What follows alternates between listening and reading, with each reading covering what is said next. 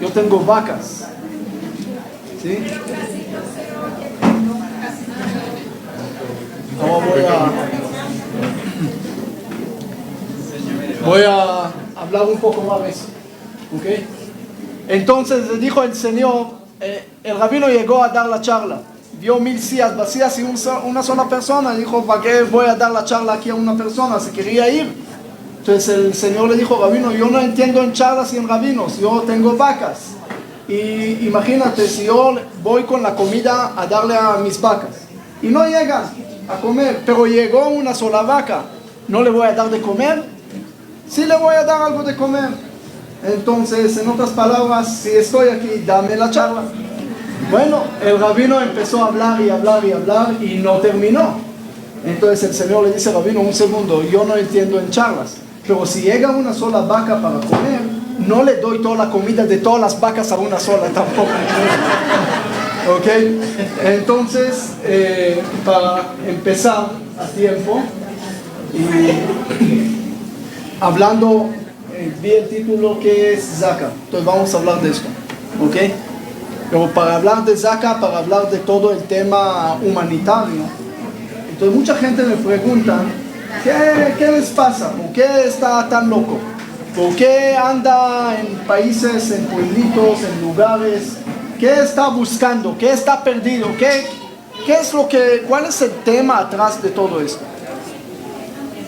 Y me preguntan también esa pregunta de diferentes ángulos. Primero, así normal, pero también del punto de vista religioso. Porque se acostumbra a ver un rabino en la sinagoga hablando de Torah y estudiando y rezando, y ahí se termina su trabajo como rabino. ¿Dónde se mete el rabino a hacer acciones humanitarias? ¿Cuál es el tema? Es para los cascos azules de Naciones Unidas, pero ¿por qué un rabino tiene que meter en eso?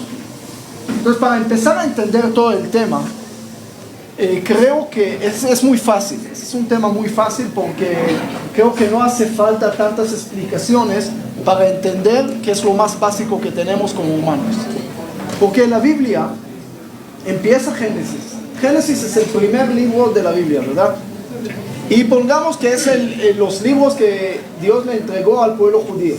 Imagínense que el primer libro del pueblo judío no habla de los judíos, no habla del judaísmo.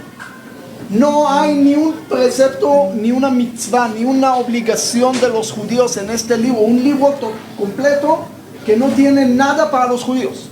¿Hasta qué punto que Rashi, que es un comentarista de hace 900 años, él dice que en realidad tenía que empezar la Torah desde el Éxodo, el primer precepto del judaísmo? ¿Por qué empezar en Génesis? Es un libro perdido. Es un libro que no tiene ningún significado para los judíos. ¿De qué habla el libro de Génesis? No, señores. La creación habla 35 versículos. That's it. Ahí se termina el asunto. Génesis sigue. Historia del mundo, Abraham, todo es correcto, tienen toda la razón, especialmente las señoras. Pero tenemos que entender que aquí hay otro punto. Hay mucha gente que ve la Biblia como un libro religioso.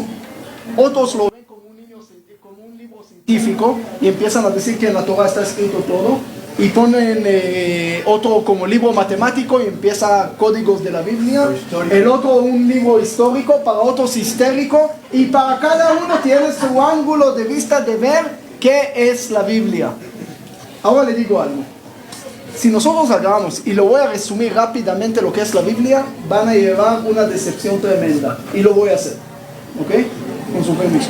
Entonces, vamos a empezar. Primer libro, Génesis. Dios creó el mundo. Bueno, una historia rápida. Así hizo esto, hizo los animales, separó luz, oscuridad, hizo el humano, y ahí le hizo la mujer, y ahí empiezan problemas.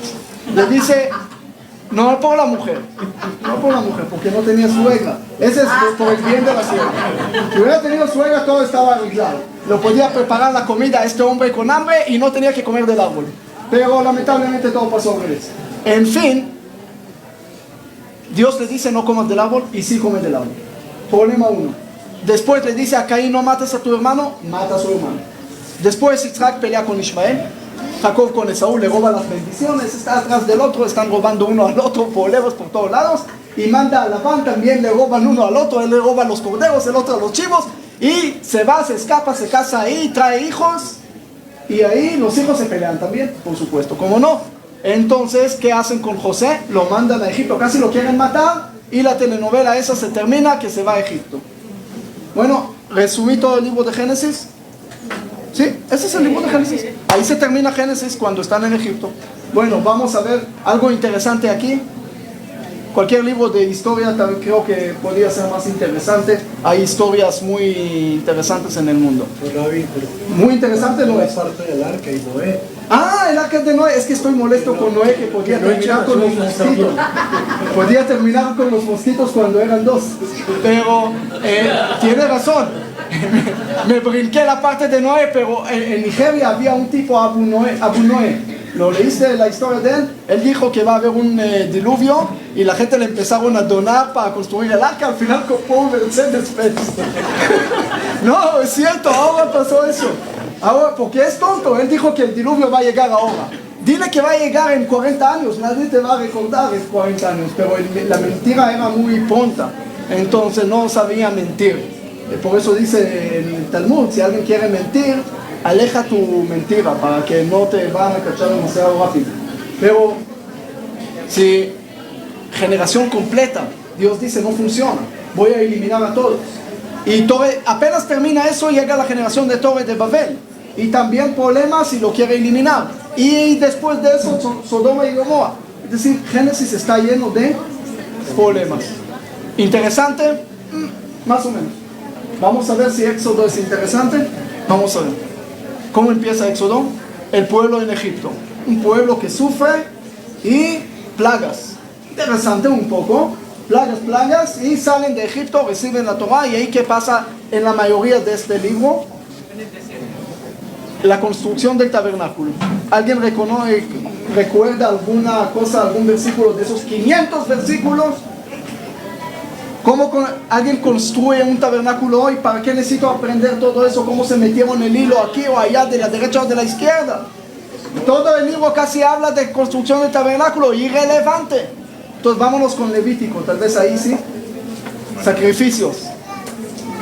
¿Relevante? ¿Ah? Kashrut un poco, pero de ahí sale mucho más. Entonces, entonces ¿qué comer, qué no comer? Bueno, la dieta judía también interesante, pero eso lo podemos aprender también en diferentes libros de dieta, no menos importantes. Entonces tal vez el cuarto libro, ahí el pueblo está ¿dónde? En el desierto, quejando por todo. No hay agua, sí hay agua, pero no hay carne, no hay pollo, carne y agua, no hay cebollas. Siempre encuentran la manera de encontrar algo que no hay, problemas y quejas por el desierto, atrás de Moshe, antes, después, y nada claro.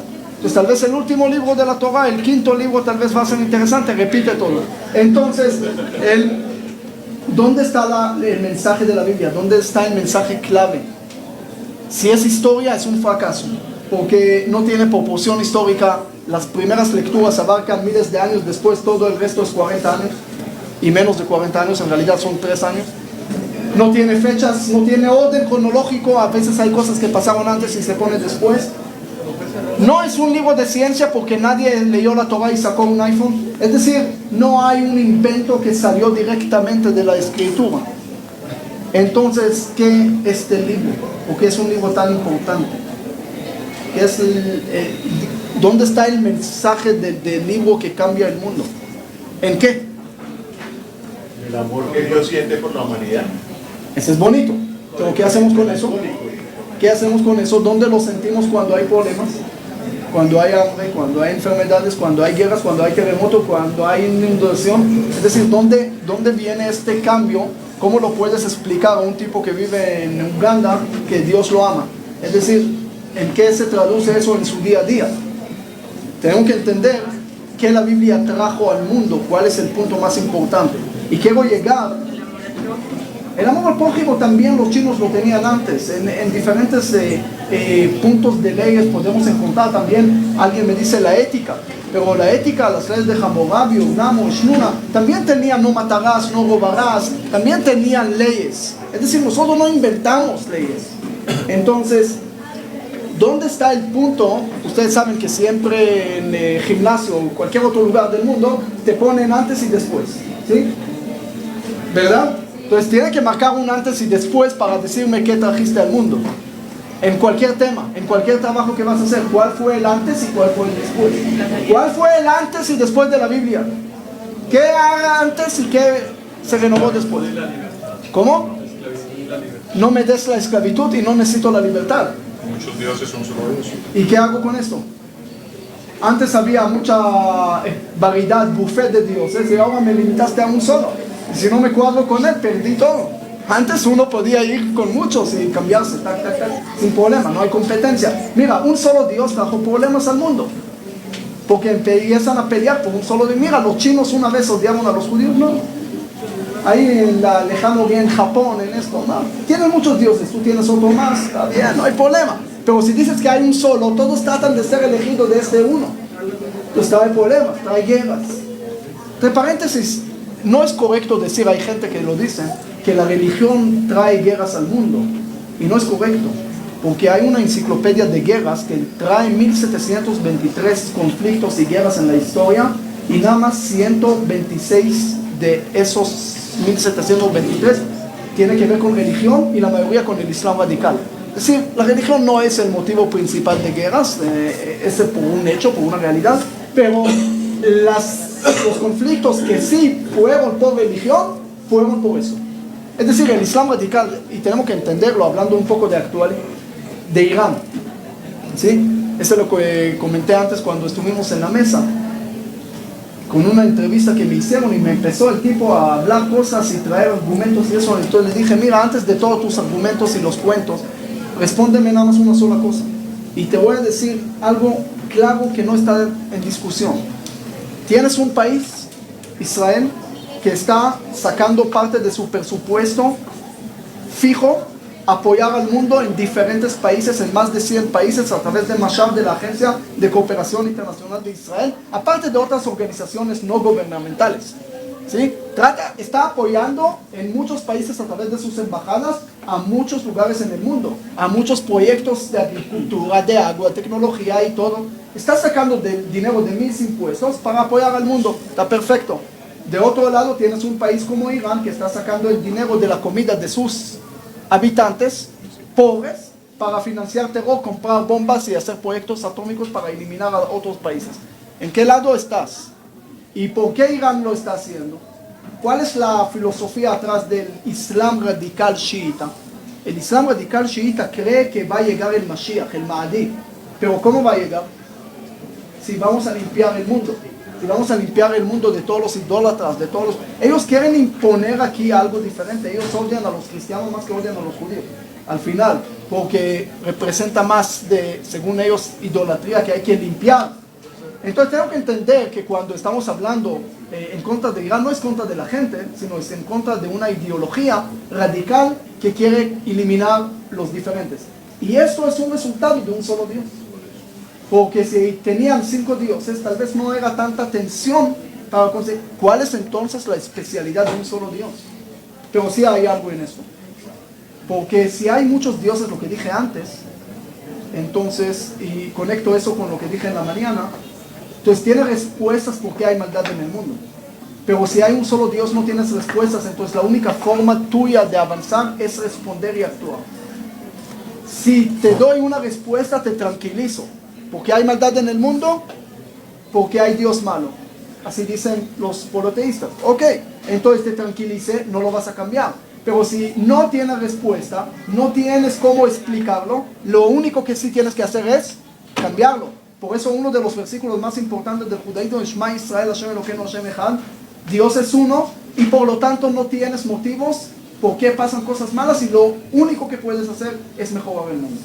Entonces el monoteísmo sí trajo un gran cambio al mundo, pero no vamos el monoteísmo como un concepto, sino un Dios que está presente y que cree en ti y que te está llamando a discutir contra sus decretos mismos. Por eso Dios entre Moisés y Noé, mencionaste a Noé. Noé en hebreo viene de la palabra cómodo, descanso, ya está tranquilo. Moisés viene de la palabra, ¿qué es Moisés? Que fue sacado del agua, ¿verdad? Todos lo dicen, pero nadie lo entiende. Entonces no tenían que llamarlo Moshe, tenían que llamarlo Mashui. En hebreo, el activo es Moshe, lo que saca, y lo que fue sacado es Mashui, es el pasivo. ¿Verdad? Moshe fue sacado del agua. Entonces es Mashui, no Moshe. Pero no es la pregunta difícil que tengo. La pregunta más difícil que tengo, ¿acaso la hija del faraón hablaba hebreo para decir todo ese cuento? Entonces, ¿por qué se llamaba Moshe? Porque Moshe es una palabra egipcia. Mesés. Mesés es un niño perdido.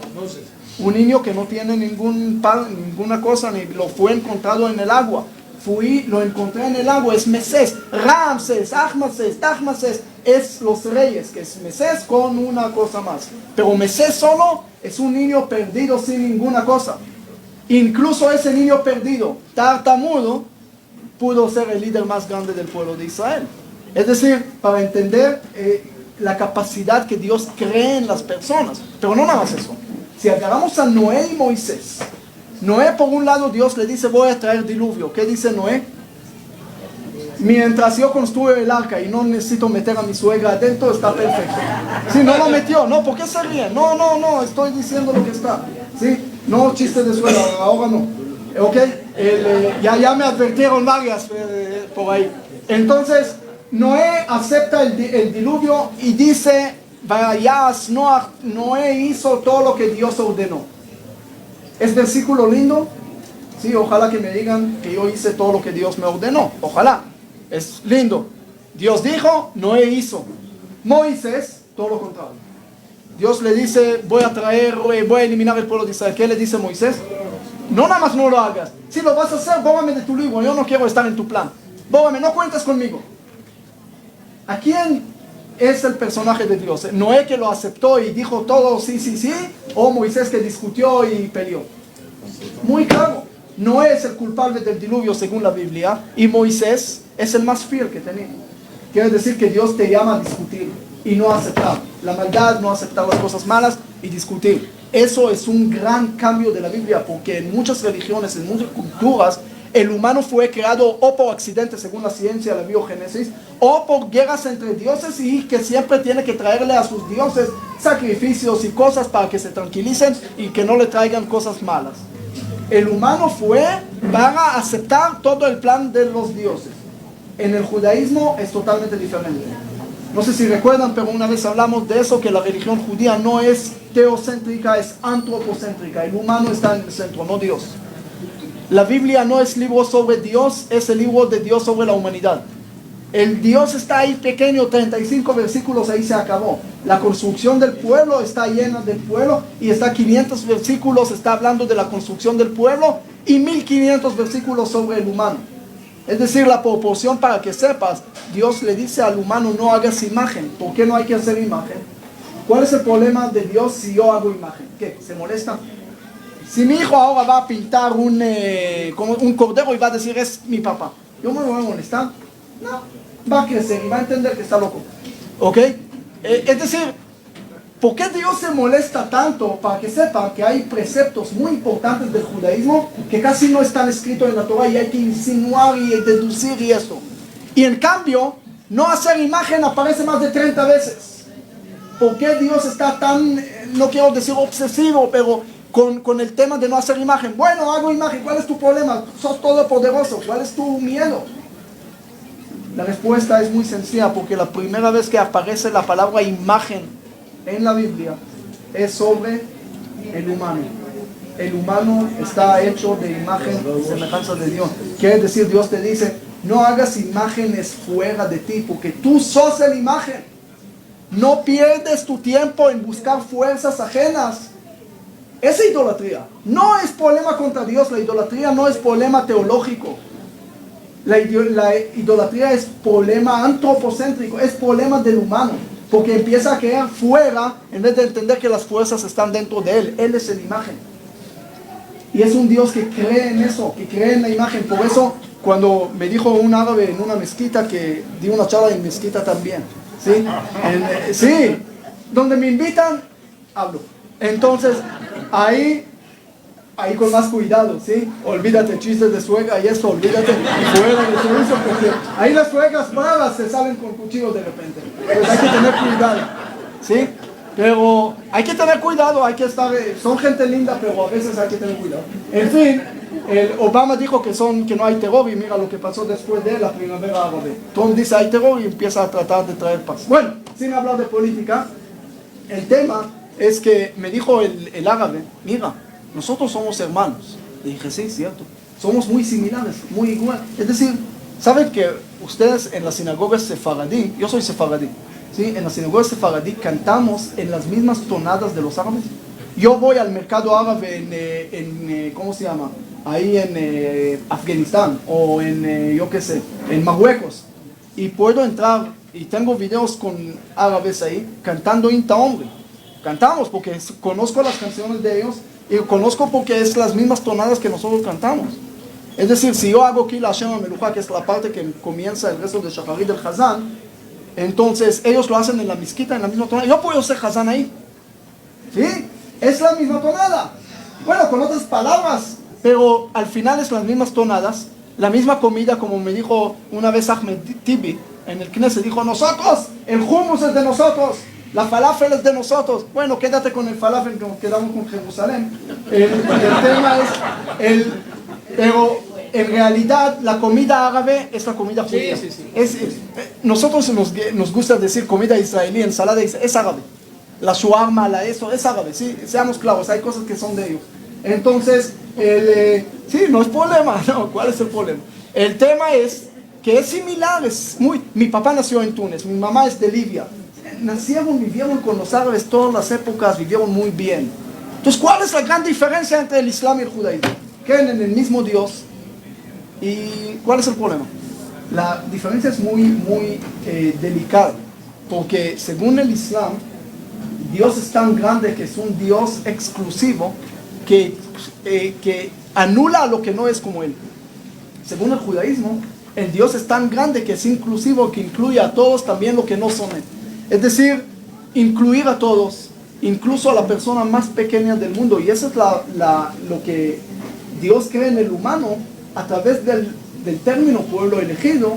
No es que somos elegidos para ser mejores, sino somos elegidos porque somos los peores. Llegamos de la raza, como dije antes, de la peor raza del mundo, de los esclavos, y aún así, antes, si uno lee los griegos, los egipcios, todos los imperios grandes trataban de ser lo más grandes posibles y imponer su religión o su cultura encima de todos. Imperio, ¿cuál es la realidad, el pensamiento atrás de eso?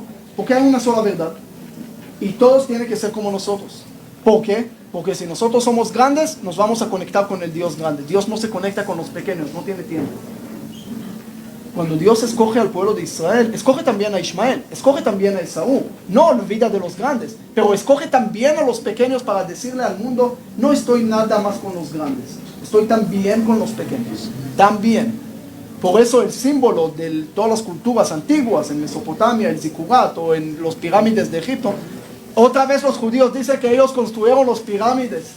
Sí hay una idea judía ahí de construir y trabajar cada día menos. Pero no es de los judíos. Los judíos no construyeron los pirámides, sino los del hummus, ¿ok? Poco a poco le voy a sacar esas ideas. Pero al final... ¿Ah? Hablando del pirámide, sí. Entonces... Los judíos cambiaron la pirámide. Sí. Pero ¿cuál era la idea atrás del pirámide, del Zikurat, del obelisco, de todo esto? Es una base muy ancha de toda la humanidad para llegar a un solo pico que es la única verdad. El símbolo del judaísmo es al revés, es un candelabro. Empieza en una base pequeña y se empieza a expandir a todos. Ese es el judaísmo, empezamos con un solo humano y de ahí a muchas culturas, y no hay una sola verdad. No estoy hablando de postmodernismo, que no hay verdad, no, ojo, no van a decir ese rabino progresista, postmodernismo, Agenda 2030, no, nada de eso, lo contrario, la verdad está compuesta de diferentes partes y cada uno juega parte de eso. Por eso, siempre digo, el judaísmo no aspira a una sola verdad, sino lo contrario, el mundo aspira a diferencias. Un ejemplo, traer hijos. Genéticamente, mientras más cerca están los genes, más problemas van a tener los hijos. Es decir, la naturaleza aspira a diversidad. El hombre y la mujer tienen que ser muy diferentes para traer el hijo. Si son familia, problema. Si los genes son iguales, pueden traer problemas genéticos. Es decir, la misma genética te enseña que Dios aspira a un mundo que empezó en poco, pero tiene que expandir a muchos. Esa es la belleza del mundo. Y eso es lo que tenemos que entender, que al final es lo que trata de traer el antes y después de la Biblia. Primero Dios cree en el humano. ¿En qué humano? ¿El grande? ¿El clásico? No, en todo. En el más pequeño. Y en este humano pequeño, Dios dice, yo te di mi fuerza, tú puedes discutir contra mí y puedes cambiar el mundo, aún en contra de los decretos, y no importa qué está y qué había y qué esto y lo otro, tú puedes cambiar todo. Esa es la primera cosa que podemos decir antes y después, y voy a ir llegando al tema humanitario, ¿ok? Porque al final, cuando estamos hablando de ese mensaje clave de la Biblia, no es nada más preceptos y cómo cumplir y qué cumplir, es cómo cambiar a este mundo que tenemos. Y lo que estaban en la mañana, hablé que la maldad no está escrito en la Biblia que Dios creó la maldad. Está escrito que la primera cosa que Dios creó era la luz. Eso olvidé decir en la mañana. ¿Por qué la luz? Porque la luz aleja esa ausencia de oscuridad. Es decir, Dios separa luz y oscuridad. Mientras hay luz, se acaba. Nosotros tenemos que hacer en este mundo es hacer luz. Poner luz. Y por eso la parte humanitaria no es nada más para ayudar a los pobres. No es nada más para ayudar a lo que necesitan. Es cumplir el propósito principal de este mundo. Porque le voy a decir algo. Hay mucha gente. ¿Quién cree aquí en el mundo venidero? Sí, había uno que después que su suegra falleció, dijo, ya entiendo que hay vida después de la muerte. Entonces, no es contra de la suegra de ustedes, es de la mezquita, de Hezbollah. No, la verdad, mi suegra es muy buena también, ¿ok? Y yo sé que las suegras son muy buenas, pero si todos se ríen de eso, quiere decir que hay algo en eso, perdóname. Seguro. No, pero la verdad, no cuento eso sobre ustedes. Usted no es el tema. Es sobre el de la mezquita. ¿Okay? De Hezbollah. ¿Tú conoces a Abu Bakr al-Baghdadi? Sobre su suegra. ¿Ok? Entonces, la suegra de él, cuando ella murió, él estaba llorando. Le dijeron, ¿qué pasó? Dijo, es que mi suegra falleció. Dijo, no, tranquilo, eso está bien. Y no se tranquilizó, lloró. Entonces la gente le dice, oye, ¿usted no cree en la vida después de la muerte, la reencarnación y la resurrección y todo eso? Dijo, sí, creo, por eso estoy llorando. Bueno, el tema al final, el tema es que tenemos que entender cuando estamos hablando de todo ese propósito principal de la creación. Entonces mucha gente cree en el mundo venidero. ¿Qué es el mundo venidero? ¿Alguien me puede explicar? ¿No se sabe? Excelente respuesta. Alejaste de la pregunta, lo pusiste para allá y ya estuvo. Pero ¿cuál es el mundo venidero? ¿Qué es el mundo venidero? ¿Qué piensan la mayoría de la gente? Es un mundo que Dios preparó allá y algún día vamos a llegar y recibir la recompensa divina. Qué fácil es pensar así, ¿no? Si ahora está mal, va a estar bien. Ese se llama esperanza. La mala esperanza.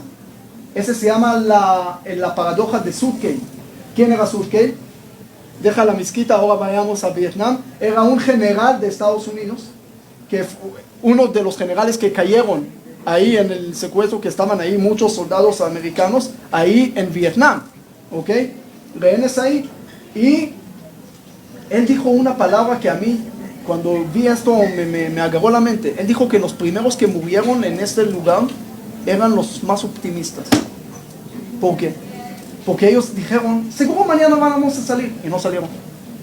Al otro dijo, seguro en la fiesta esta vamos a salir. Al año nuevo vamos a... Y no salieron. Y 2 años y no salieron. Se desesperaron tanto y ya no podían aguantar más, se murieron. Lo mismo pasó con los secuestrados. Yo estuve en un viaje en Polonia, después en Praga, y con secuestrados que fueron liberados. Y en momentos en la noche y eso le empecé a preguntar cosas, porque es increíble ver una persona que logró sobrevivir 2 años y logra dar esperanza a la gente. Y la pregunta que siempre le hice a esos jóvenes y a esa gente que fueron secuestrados, dije, ¿cómo lograste aguantar ahí? Y uno de ellos, él dijo una cosa tremenda. Él dijo que no tenía esperanza. que él estaba seguro que va a morir. Y él no pensó que iba a salir. Y dijo, pero por lo menos mientras tanto estoy aquí, voy a tratar de vivir lo que estoy aquí. Como que no hay mañana, como que no hay otra cosa, vamos a vivir con este presente. Y ahí logró. Es decir, cuando uno piensa que hay algo bien que le espera y no trabaja nada para conseguirlo, al final se va a decepcionar y no va a llegar. ¿Qué es el mundo venidero? El mundo venidero no es un concepto que está por ahí, vamos a llegar. Es un concepto que nosotros estamos construyendo ahora. Juntos lo estamos haciendo a este mundo mejor. Estamos mejorando el mundo constantemente y estamos haciéndolo con éxito. El mundo se está mejorando en todos los... Yo sé que mucha gente me dice, estás loco. Pero no tengo ahora mucho tiempo para explicar por qué pienso así, pero voy rápidamente a algunos temas. Si alguien tiene una pregunta específica sobre eso, entonces lo puedo responder o tratar de responder cómo pienso. Piensan sobre algo que piensan que el mundo está peor y voy a tratar de responder. Pero mientras tanto les voy a decir unas cosas sobre eso. Hay un profesor, se llama Hans Rosling, tiene un libro que se llama Hechos y él, ahí después de 30 años de investigación, él trae ahí muchos temas que el mundo se ha mejorado en todos esos temas. Y él hace 30 preguntas sobre ese tema a los líderes mundiales en el Foro Económico de Davos. No este año, hace unos años. Y él saca una conclusión tremenda. Él dice, si hubiera preguntando esto a los monos, hubieran respondido mejor. De los líderes mundiales. ¿Por qué? Porque los líderes se equivocaron en 80% de las respuestas, mientras los monos randomálicamente podían perder 50%, más o menos. Y una de las preguntas que él hace, ¿cuánto porcentaje de educación tienen los países más pobres del mundo? 22%, 37%, 68%. La mayoría respondieron entre 27%. La respuesta es 68%. Casi ningún líder lo sabía. No hay ni un país en el mundo, por primera vez en la historia, que la tasa de mortalidad de los niños va subiendo. Siempre está bajando en todos los países, incluso en Sierra Leona o Somalia. El hambre, antes en 1692 en Francia, 2 años después en Finlandia, por sequía murieron casi 20% de la población por hambre. No hablando de África. Estos años, este siglo, mueren 5 veces más gente de exceso, de extra peso, que de hambre. Yo estoy en los pueblitos más pobres del mundo. A veces los niños y eso tienen unos pesos, quetzales, dólares, lo que sea, compran Coca-Cola. No hay educación, hay comida. Cualquier tragedia del mundo que empieza, lo que veo ahí, que hay más comida. Cuando empezó la guerra en Israel, me llama uno de Guatemala, me dice, mira, estás en el ejército, te quiero donar comida. Le digo, señor, yo te voy a donar, yo tengo más que usted. Sí, trajeron por todos lados, empecé a abrir Walmart. Al final no, pero no me pida donación. Pero el tema es que hay bastante, no lo vemos, hay enfermedades. Antes en la peste negra, ¿cuánto murió? Entre 1/3 a mitad de Europa. En la pandemia española murieron más de lo que murieron en la Primera Guerra Mundial. En México, cuando llegaron los españoles por una enfermedad de un soldado, 80% de los mexicanos, de 22 millones, se quedaron 2 millones. En Hawái, 1775, también casi 70%. Es decir, cuando hablaste de enfermedades era fatal, amenazar. Hoy en día, con la ébola, con el COVID, con lo que quieres inventar, ni 1% de la población mundial murió. Nada.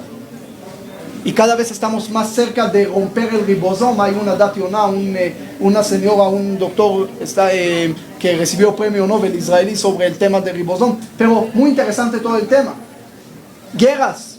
Claro que hoy escuchamos más de guerras, porque antes uno no tenía celular y no le mandaban todos los WhatsApp de todo el mundo a la vez. Como pensando, cada uno que tiene WhatsApp piensa que es el primero que tiene los videos del atentado en Jerusalén, mientras ya lo recibí 50 veces. Pero entonces piensas que hay más guerras. Antes la gente se enteraba nada más lo que pasaba en su pueblito. Entonces claro que piensas que, pero hablemos de números. Antes, en los siglos pasados, podían morir 18% de la población de guerra. Este siglo estamos hablando de 1.3. Hay 7 veces más posibilidad de matarte a ti mismo, suicidar, que morir en una guerra. Es decir, nunca en la historia tuvimos tanta abundancia, tantas cosas buenas. Si no llueve 20 años vamos a tener comida. Si no tenemos agua, Moisés hasta que sacó agua de la piedra no le dejaron entrar a Israel, nosotros lo sacamos del aire. Es decir, estamos en cada tema, estamos avanzando. en todos los temas del mundo. Estamos mejorando el mundo, estamos logrando el propósito de Dios. Tenemos que entenderlo. Estamos cada vez mejor. Claro que hay gente que tiene nostalgia. Antes era mejor. Sí, es falta de memoria. Sí. Había uno que llegó al doctor y el doctor le dijo: tienes 2 problemas graves. Tu corazón está mal y tu memoria se acabó. Dijo: ¿qué importa? Memoria, no memoria. Lo importante es que el corazón sigue fuerte. Entonces, la gente se olvida y piensa que antes era mejor. Lee los derechos humanos, lee cómo mataban la gente, cómo sacrificaban, cómo uno mataba a sus propios hijos, a sus esposas. Lea un poco historia para entender que hoy en día un pobre común tiene más condiciones que Luis XIV. Mira cómo se le sacaron el diente cuando tenía dolor. Es decir, la mayoría de los hijos de las reyes de Francia no sobrevivieron. Reyes estoy hablando, ni hablar de las familias comunes. Más que duplicamos el promedio de vida.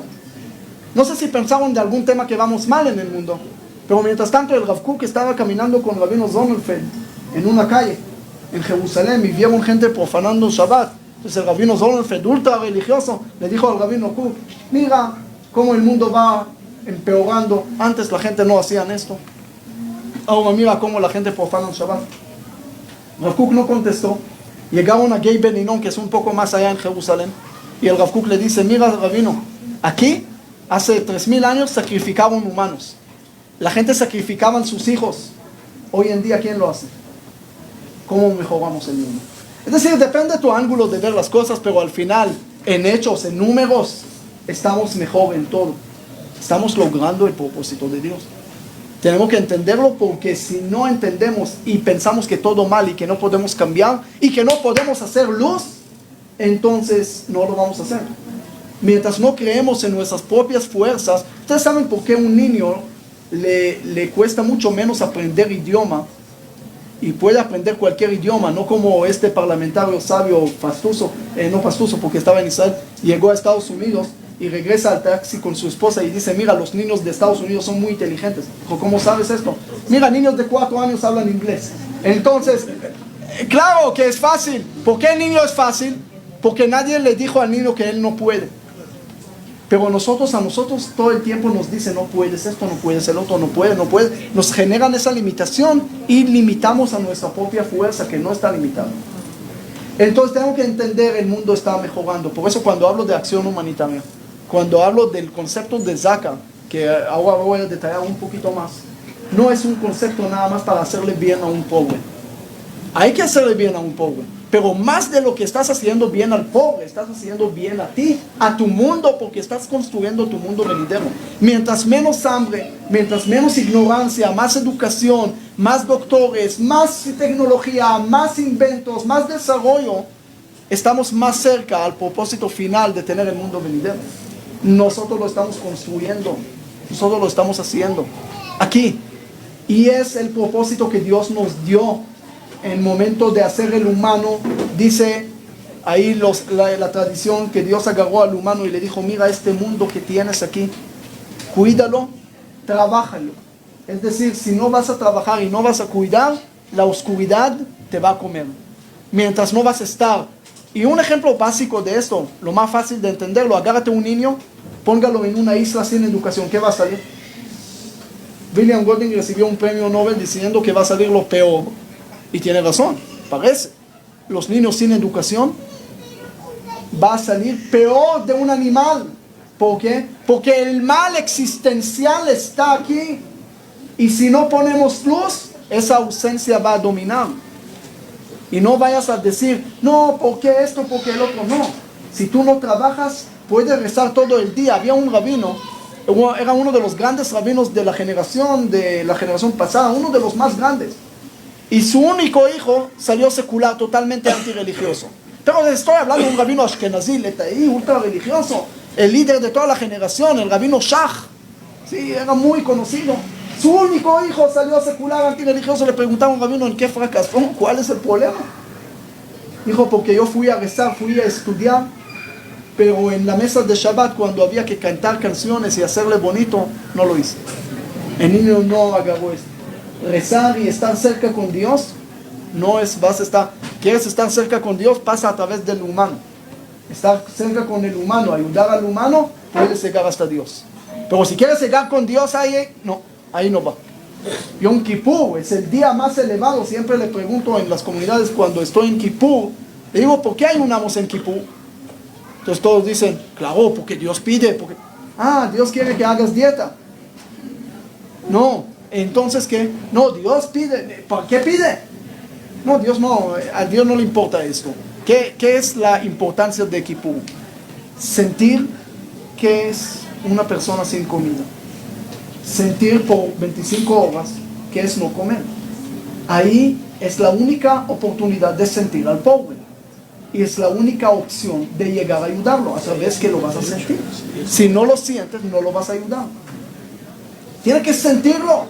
Estás ayunando en Kippur no porque es un día espiritual, sino es un día que tienes que sentir a la persona más pequeña del mundo, y es la única manera tuya de llegar a ser espiritual y acercarse con Dios.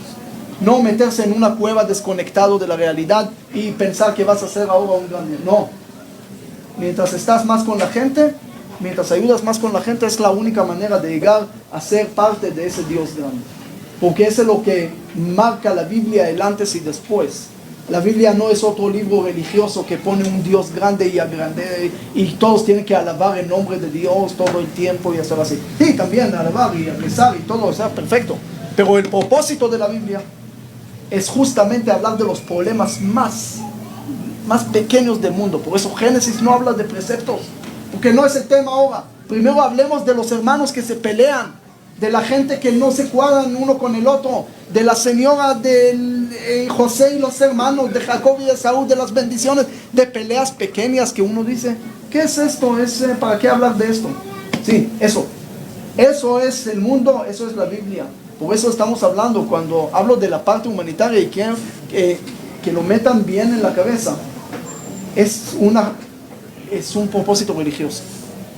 No son dos cosas. Hay mucha gente que piensa que hay una columna del Dios, uno con su creador y uno con el prójimo, ¿sí? Y dibujan las dos tablas de la ley como en dos partes, y es uno con Dios, uno con el prójimo. Error. Uno con Dios, uno con el prójimo es lo mismo. Como se dice en español, la même chose. Es la misma cosa. Sí, ¿verdad? Es la misma cosa. Porque en cada prójimo tiene parte de Dios también.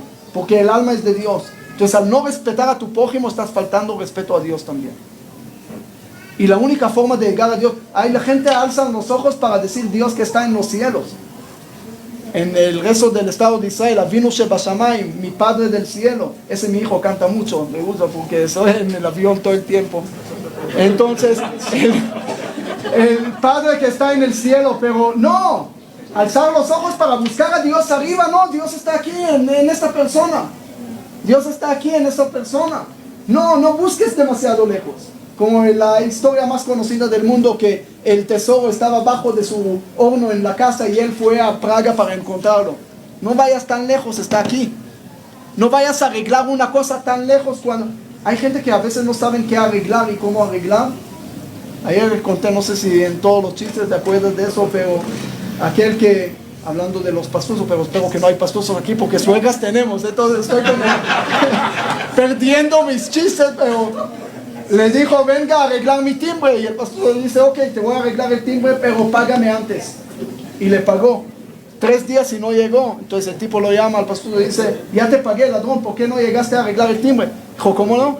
Llegué, toqué el timbre muchas veces y no respondiste. Entonces, si ya estás tratando de tocar el timbre incorrecto, entonces después no vas a saber ni cómo arreglarlo y después vas a ser ladrón. El tema es entender las cosas y entender qué es el concepto de Dios y qué es el concepto del humano, que al final van siendo lo mismo. Había uno que le dijo al rabino, yo no creo en Dios, soy ateo gracias a Dios. No, soy ateo enojado con Dios. Dijo, no creo en Dios. Y el rabino le dijo, en tu Dios que no crees, yo tampoco creo. Porque tú dibujaste un Dios, no es que Dios creó al humano a su imagen y semejanza y después el humano creó a Dios a su imagen y semejanza. Entonces uno imagina un Dios, un abuelito lindo, bonito, y después algo no le cuadra, entonces no cree en él. Tranquilo, nunca existió este Dios que tú creaste. Dios no es lo que tú piensas. Dios está dentro de ti, dentro de cada persona, y mientras vamos haciendo esas acciones, vamos a entender que así como la humanidad empezó con un solo humano, que es también un mensaje tremendo, es una igualdad que no existía en ninguna otra cultura, que hablaba de castas en lejano oriente, de Shudra y Brahma, o de Platón que hablaba de diferentes castas, o cualquier otra religión y cultura, y los romanos, y hablaban de muchas diferencias entre los humanos, y llega la Biblia y dice, señores, dejen de discutir, todos llegaron del mismo lugar, de la misma cosa, o como dice aquí, de la misma vaina, ¿no? ¿Sí? Entonces, llegaron del mismo ser humano, ¿por qué discuten tanto?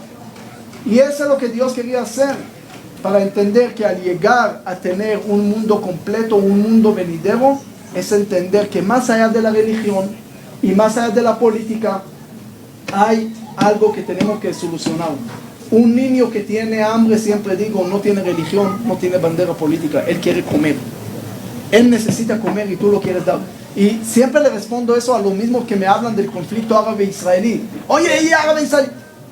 Mira, ¿quieres hablar de eso? Hay otros 50 conflictos en el mundo. ¿De qué quieres hablar? ¿Por qué nada más de eso? ¿Por qué de Nigeria y Sudán que murieron el triple no hablas? ¿Y por qué en Irán no hablas? ¿Y por qué estoy no? ¿Y por qué hablas de conflictos cuando tienes un problema aquí de un niño que está muriendo de hambre? Sí, claro, es más fácil hablar de lejos para no trabajar aquí cerca. Pero si quieres discutir, vayamos a Gaza y vamos a discutir. Pero mientras estás aquí, trabaja para acá. Es decir, tenemos que entender que lo que estoy diciendo cuando hablamos de coalición humanitaria y todas esas palabras, al final es parte de la religión, es parte del mundo, es parte integral de todo lo que tenemos que hacer en este mundo. No es una cosa más, una nicha que encontré por ahí para hacer. Es una cosa principal que la Biblia lo dice varias veces cómo tenemos que hacerlo. Por eso cuando estamos hablando de Zaka, que es un concepto, ahora voy a abrir a preguntas. Hablé tanto y dije que, pero no preguntaron. Entonces, que preguntar, no hay que estar de acuerdo, como dijo ayer. Entonces hay que preguntar. Zaka es una organización en Israel que nació hace más de 30 años, antes casi que nací yo, y tiene su función en Israel de respetar a los muertos y todo eso. No me meto en eso. Bueno, al principio de la guerra sí nos metimos en eso porque lamentablemente había mucho trabajo en ese aspecto. Pero a raíz de eso, Zaka encontró que ellos llegan primeros a los eventos, a los lugares, a los ataques terroristas. Entonces, de repente llega uno de Zaka y ve a un señor que todavía no está muerto y no sabe qué hacer. Esperar que se muera y ahí lo llevo. Entonces empezaron a aprender a dar primeros auxilios, rescate ligero y todas esas cosas para poder tratar a la gente que no muere. Y así empezaron a generar cursos, empezaron a generar diferentes puntos a través de esa experiencia en diferentes unidades. A ese con Netanyahu hace 2 semanas, bueno, una persona que ya vio el mundo, que ya sabe de esto, cuando le conté de ese proyecto de lo que voy a hablar y le dije que voy a llegar a Colombia, me dijo, no tienes miedo.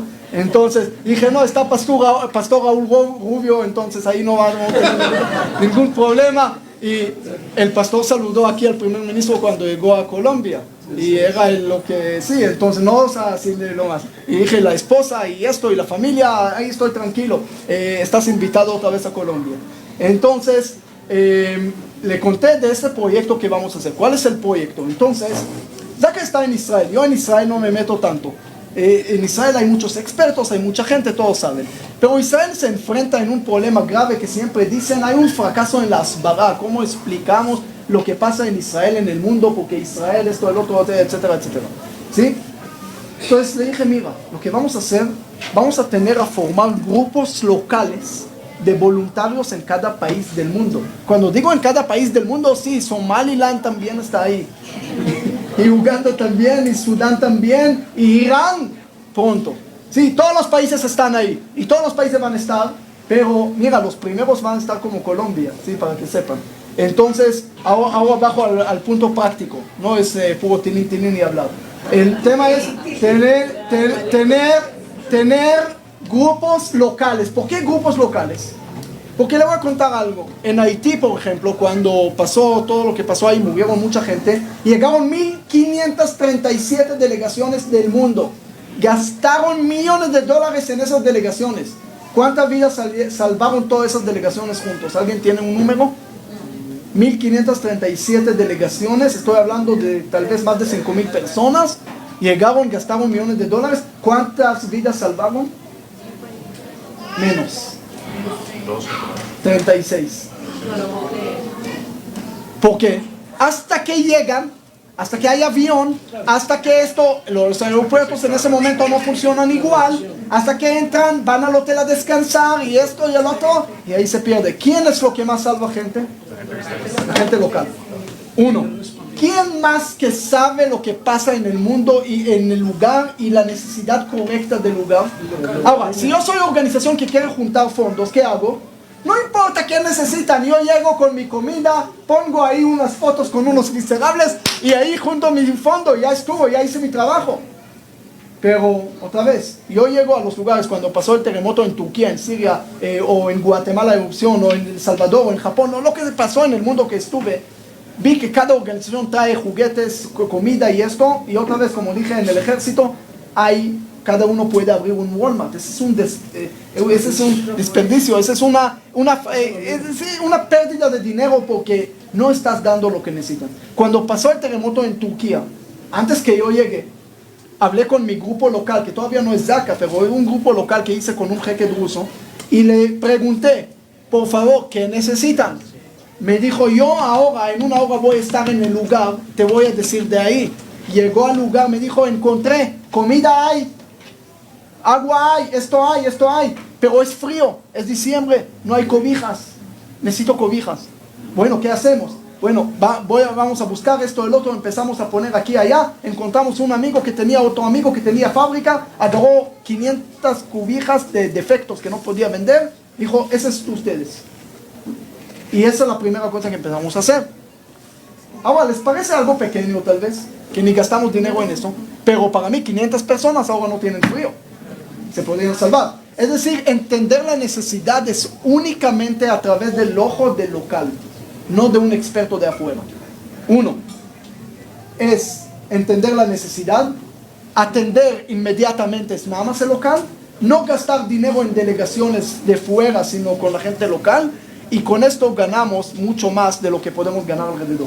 Entonces, por eso yo creo mucho en la gente local. Y lo que vamos a hacer en Zaka, vamos a formar un grupo que va a estar dirigido a través del pastor, y vamos a definir las personas ahí. La idea de Zaka es no limitarlo ni a religión ni política, hombre, mujer, todos pueden participar, en realidad no hay límite. Es decir, no queremos tampoco 1000 personas ahora, pero la idea es tener un grupo, capacitarlos, capacitaciones muy especiales que va a estar conectadas tanto con Naciones Unidas, con la PIMA de Estados Unidos, con NAIRIS, con otras organizaciones que ya llevamos trabajando más de 10 años, y hacer esta coalición humanitaria. Cada voluntario va a tener equipo. Ya gracias a Dios tenemos ya el fondo, yo no vengo a pedir ningún fondo, ya tenemos el fondo para esos equipos, para cada voluntario. Vamos a tener todo listo para que, Dios no quiere que pase, pero cuando va a pasar algo en América Latina más de todo y en el mundo, pasan cosas, para que puedan responder, para que puedan estar ahí. Y ese va a ser parte de lo que hablamos de Tikkun Olam.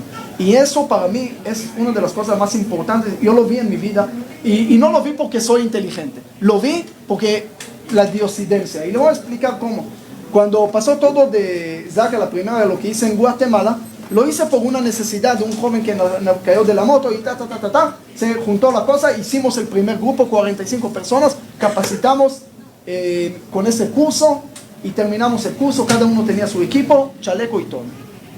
A pocos días de terminar el curso, salió la erupción del volcán del fuego. ¿Quién fueron los primeros? Yo estoy para acá, ¿sabes? Sí, yo estuve en el avión, ya tomando el avión para el congreso aquí era 3 de julio. Entonces, ahí llegando, y le digo, pastor, no puedo llegar. Sí, hay ceniza en toda la pista, y vuelos cerrados. No hay nada. Y yo, triste, molesto y todo esto, no hay. Y estoy en Guatemala, y ahí los primeros que van a salvar, ¿quién son? Sí, me llaman, me dicen, mira, ya llevamos en el bus, ellos mismos, ni siquiera yo le dije que agarren bus. Ellos mismos se organizaron para traer el bus, y de repente veo en el chat, me dice, Otto Pérez se llamaba, no el presidente aquel, ¿sí? Me llama, me dice, mira, vienes con nosotros en el bus. Le digo, sí, vengo, estoy en el aeropuerto, llévame de aquí. Entonces pasamos, los primeros que fueron a salvar son la gente con chaleco y había letras de hebreo. Entonces la gente dijeron, ¿cómo es posible? Si hace media hora pasó la tragedia y de Israel ya llegaron aquí. Esa tecnología israelí sí no conocimos. Tremendo Israel. Sí, hay gente que a veces se exageran con la fuerza de Israel. Sí, ya termino. Entonces, ahí aprendí la fuerza de la gente local. Y eso es lo que vamos a hacer en Colombia, en Bogotá. Y lo que vamos a hacer en Bogotá es un grupo que va a ser parte de una coalición en todos los países. Y cuando vamos a necesitar en Guatemala más gente, lo vamos a traer de Bogotá. Así vamos a tener gente capacitada en todo esto. Yo creo que no es una sola idea, una charla, yo lo veo como un parte de ese propósito de eliminar la maldad y la oscuridad y acercarnos a ese propósito de un mundo mejor. Sí.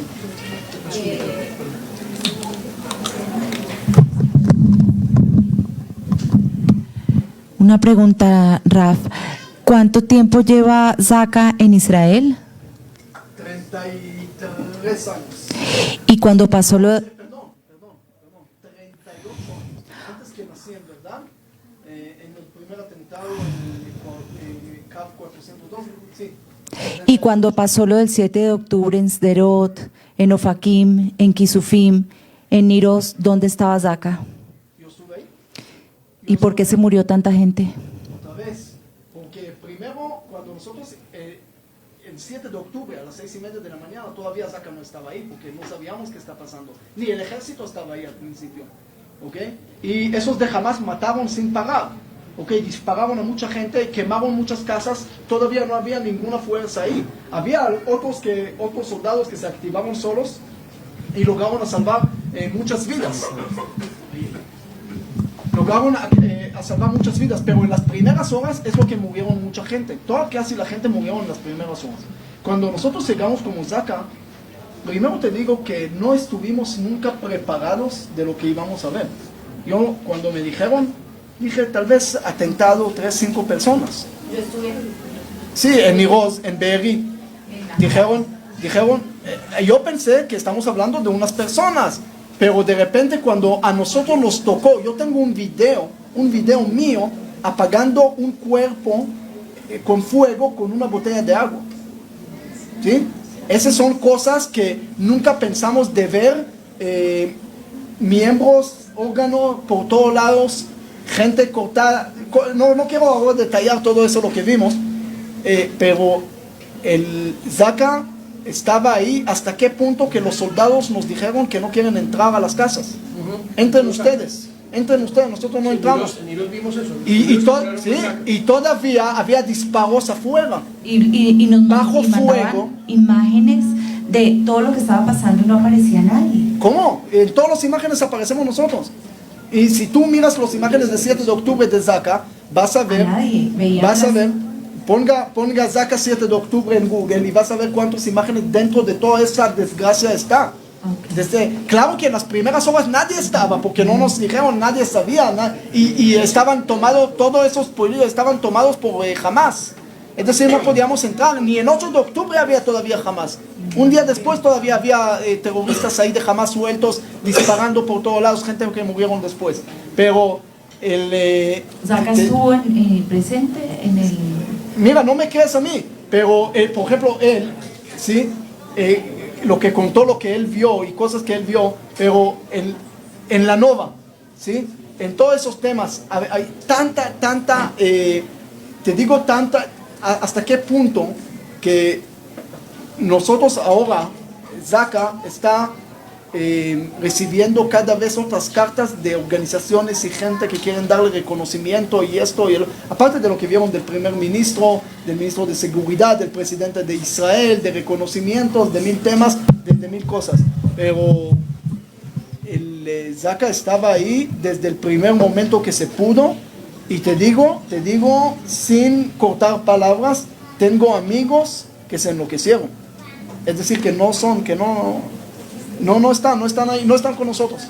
Gente de Zaka, al ver tanta cosa mala, al ver tanta desgracia, al ver tanta tragedia, no pueden desarrollar la vida. Otro divorció, el otro se escapó, uno se suicidó. Difícil. Sí. Entonces, es muy, muy fuerte. Y te digo, también días después, ya que estaba ahí, semanas, en toda la parte de la Nova, en todos los cabos, todavía encontrando, y después en Abu Kabir.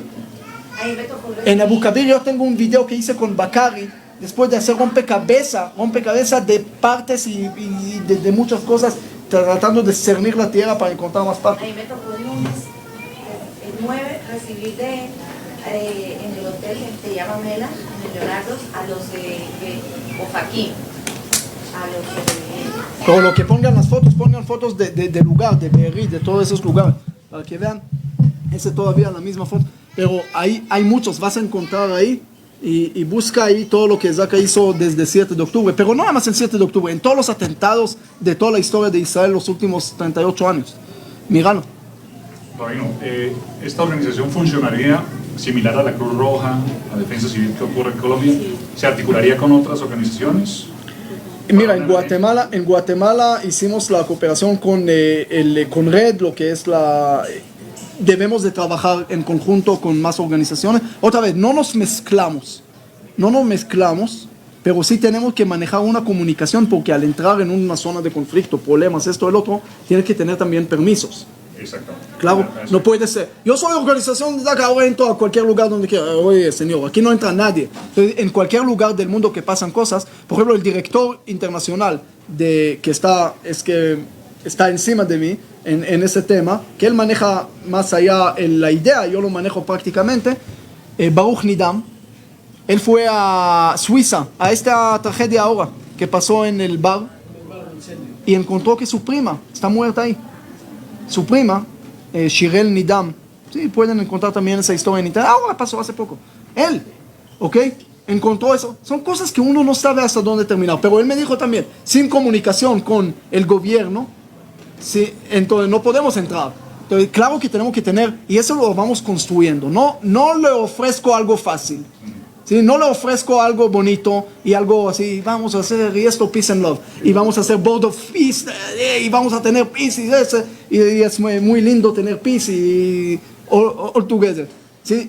Estoy ofreciendo un trabajo duro que vamos a tener que hacer y vamos a tener que trabajar y construirlo poco a poco, pero es la única manera de estar en contra de esta oscuridad. ¿Y el entrenamiento de qué trata más o menos? Mira, en esto no soy el experto, tenemos expertos, ¿sí?, que ellos dan la capacitación, obviamente lo tenemos en español, gente latina, que ya son capacitados de muchos años. En Guatemala construimos un campo especial para esto, entonces primero se fueron haciendo el curso ahí, ya avalado por Naciones Unidas y todo, hicimos un curso bastante intensivo de 5 días, después algunos de ellos lo llevamos a Israel dentro de un curso conjunto Israel-Estados Unidos, y ellos fueron capacitados a capacitar. Entonces la idea es que 2 de cada grupo del mundo lo vamos a llevar con nosotros a un momento, una vez al año, lo que sea, a otra capacitación que va a poder seguir capacitando a la gente nueva que va a entrar.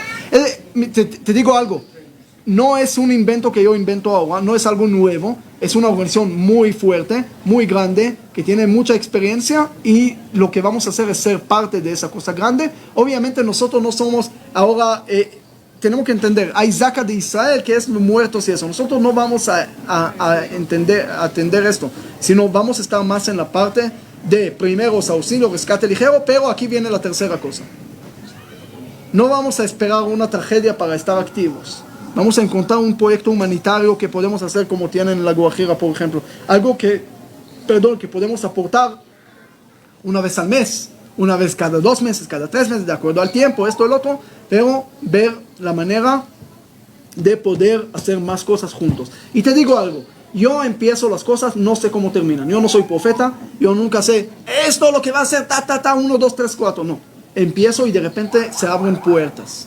Y puede ser, por ejemplo, que tú tienes fábrica de toallas. Un ejemplo, ¿sí? Y de repente hay un lugar de ancianos, no sé, que necesita toalla, que esto, que el otro, y conectamos 1 más 1 y a suma 2 ya tenemos un resultado.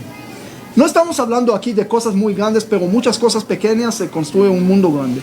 Y eso es lo que vamos a hacer, porque al estar conectados y al tener una vez al año una reunión y vamos a estar gente de todos los países juntos y cambiando ideas y todo eso, salen muchas cosas nuevas. Y la idea es actuar, la idea es hacer. Rabino, quería preguntarle un poco sobre la línea de entrenamiento, los objetivos realmente de, pues sí, yo sé que está diciendo que es ayudar, ya dijo que no vamos a estar con muertos y primeros auxilios, ¿qué requisitos el grupo, cómo vamos a estar? Yo ya me estoy metiendo, vamos. No. Es que Allá consigue órganos. allá consigo órganos.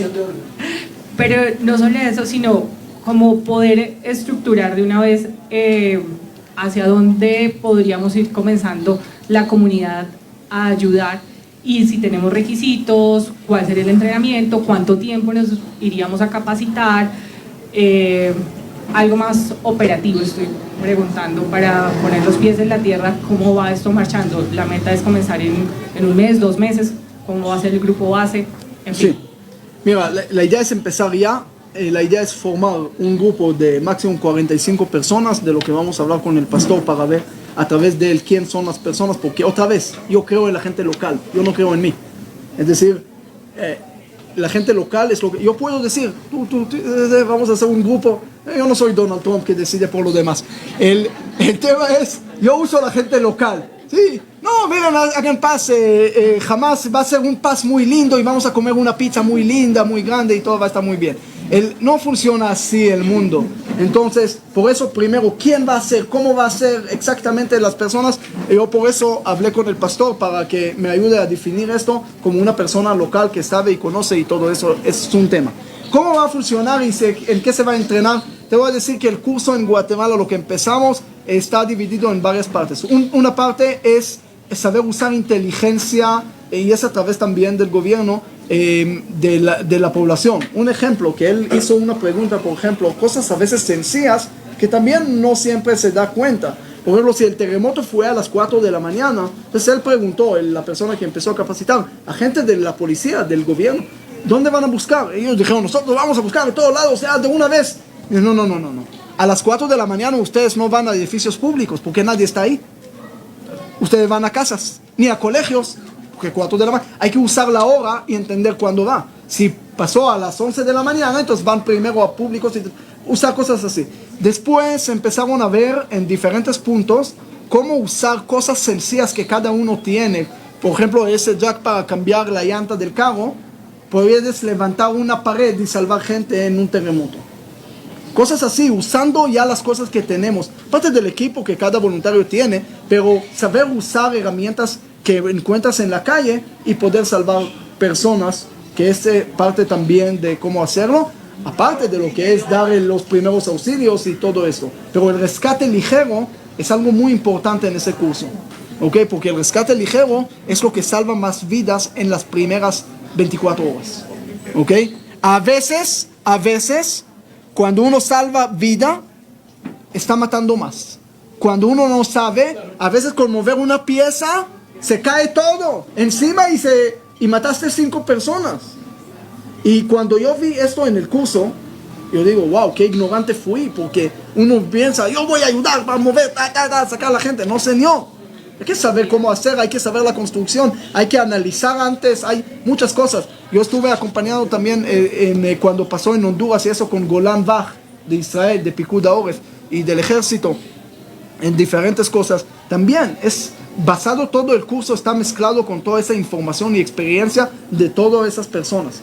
Entonces, la idea es siempre avanzar y siempre entender. Ahora, otra vez, no pensamos y no pretendemos a cambiar a todo el mundo y, como te dije, ofrecer un mundo nuevo, como dijo Shimon Peres, un Medio Oriente nuevo. No Medio Oriente, no media naranja, nada. El tema es tratar de empezar algo que puede unir personas, traer resultados, proyectos humanitarios, en momentos de necesidad, ser otra parte que puede aportar, ayudar y así conectar todo el mundo alrededor de esa idea, que es otra de las cosas lindas que hay en el mundo. No soy el único, no soy el que inventa el círculo, pero otra idea que puede funcionar de una forma rápida, fácil. ¿Y qué están viendo que no estoy viendo nada? Es en Argentina, lo que fueron a Argentina, Esta otra parte de Zaka, ahí vamos a hacer en Argentina también un grupo grande. Raf, nos extiende. Ahí tiene, si alguien busca fotos, ahí hay fotos de todo lo que hicimos en Guatemala. Pongan Zaka Guatemala, ahí va a salir todo el campo donde, cómo se entrenamos ahí, cómo se hizo y todo el tema ahí de... Raf, es que nos extiende la pregunta de qué edades busca Zaka para... Bueno, normalmente es 18 para arriba. En todo eso, por diferentes razones, es 18 para arriba. Hasta 132, si no me equivoco. 129. Más o menos, por ahí va. Sí, ese son otros de los cabos en... Rabino, nuestra comunidad se ha preocupado por eso. Tenemos una jefe de brigada en capacitar a las personas desde hace ya varios años.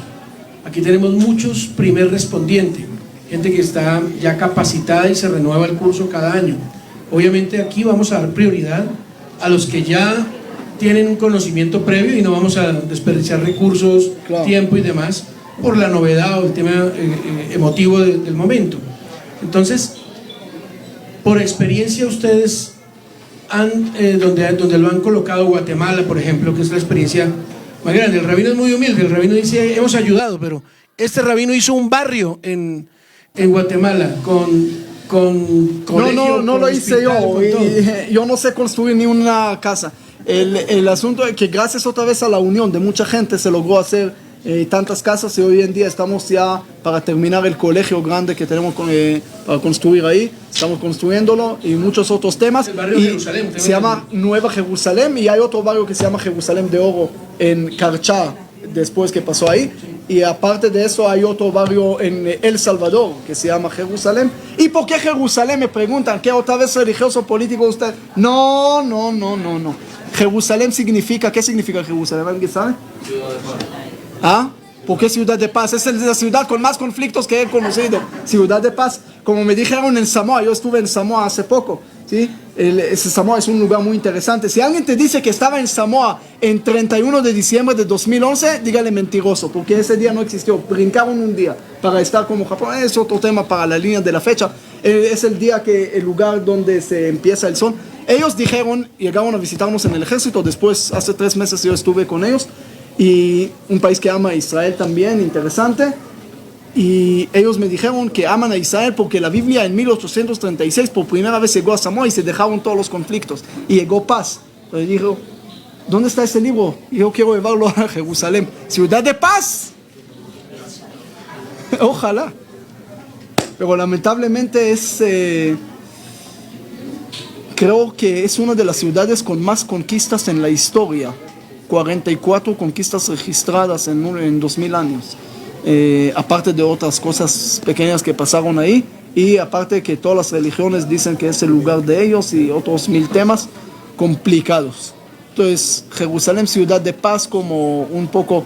Esa es la idea, ¿sí? ¿Quiere decir que tengo que ir? Si quieres decirme, dígamelo claro. Como que tenía invitados en su casa en la noche, muy noche, no querían ir y les dijo, oye señores, yo estoy aquí con ustedes porque tengo invitados, pero ustedes porque están. Entonces no entendieron el mensaje ahí y se quedaron. El tema es que había uno que vendía entradas a ver la profecía que el lobo vivirá bien y en paz con el cordero. Y la gente quería ver esto y efectivamente así fue. Vieron cordero, lobo juntos y le preguntaron, ¿cómo hiciste eso? Dijo, es muy sencillo, lo pongo juntos y cada mañana traigo un cordero nuevo. Entonces, hacer paz y hacer eso es fácil, pero que mantenerlo así a veces es más difícil. ¿Sí? No es tan fácil. Siempre le digo a la gente, nosotros en Israel queremos paz, queremos acuerdos de Abraham y estamos dispuestos a hacer mucho para conseguir acuerdos de Abraham, pero ya no queremos sacrificios de Isaac. Ya no queremos sacrificar. No queremos traer un cordero nuevo cada día. Entonces, ¿por qué Jerusalén? ¿Alguien sabe qué significa Jerusalén? Escucho Jerusalén, sí, a me refiero. ¿Alguien sabe qué es Jerusalén? ¿Qué es Jerusalén? Inventen, traten de inventar, sean rabinos. ¿Ah? Bueno, para mí Jerusalén significa dos cosas muy sencillas. La primera es esperanza.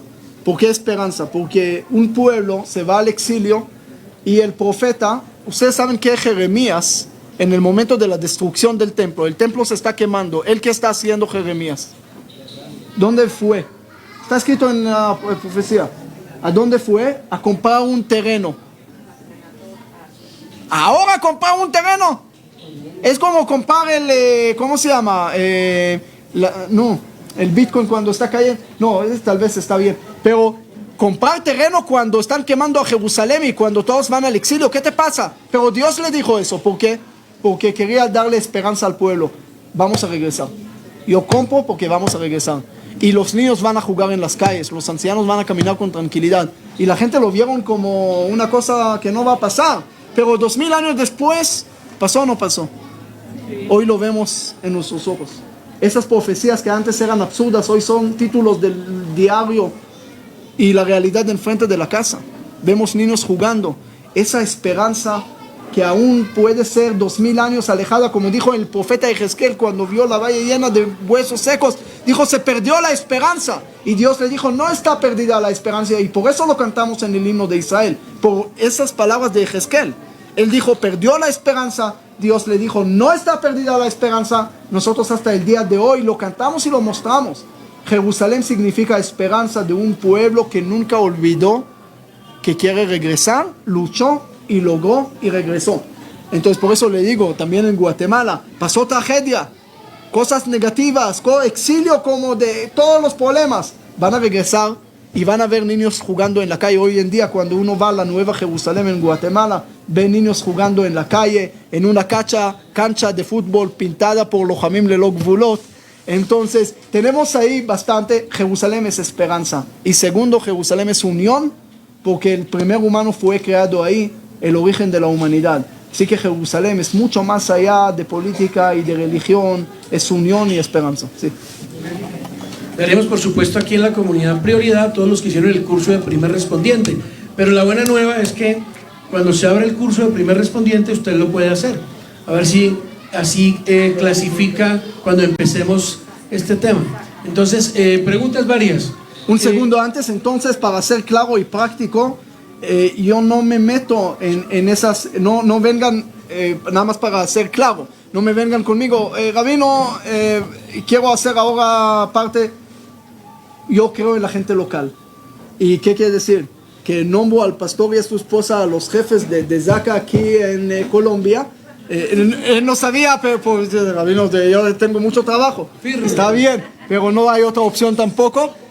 Así que vamos a manejar todo esto a través de una cabeza local que siempre puede estar y siempre puede ver lo que se necesita. Obviamente que ya son parte de una organización internacional, nosotros de afuera vamos a encargar de todo lo que se necesita y para traer esas respuestas. Sí. Oye, última pregunta, ¿qué significa Zaka?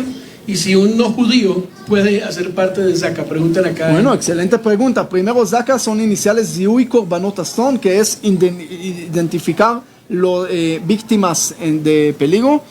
Sí, también es unas iniciales en hebreo.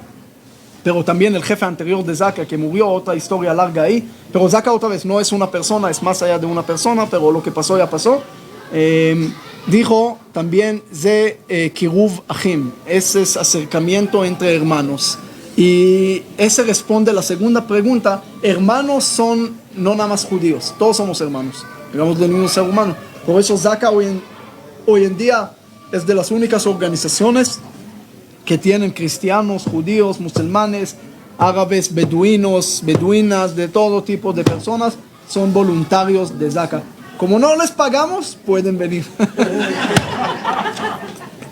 Muchísimas gracias, vamos a tomar un receso y a las 4 de la tarde retomamos aquí. Vamos a sacar, por favor. Yo me quedo, si tienen preguntas sobre la primera parte, no de Zaka, sobre el mundo o sobre cualquier otra cosa, entonces. Por supuesto, gracias Rabino por su generosidad en el tiempo. No podemos dejar nada en el salón, se va a hacer una limpieza, se organiza para el reto que tenemos ahora en una hora de toda la comunidad a full aquí nuevamente. Bueno, Muchísimas gracias. Y vamos a el salón contiguo está dispuesto. Ahí se puede tener una buena mesa redonda para hablar con el rabino y allá podemos charlar.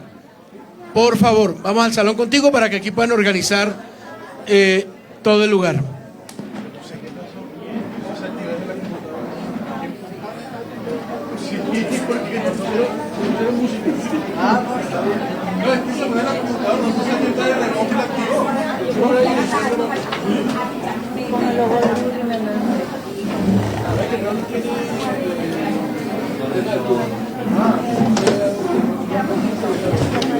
Vamos a organizar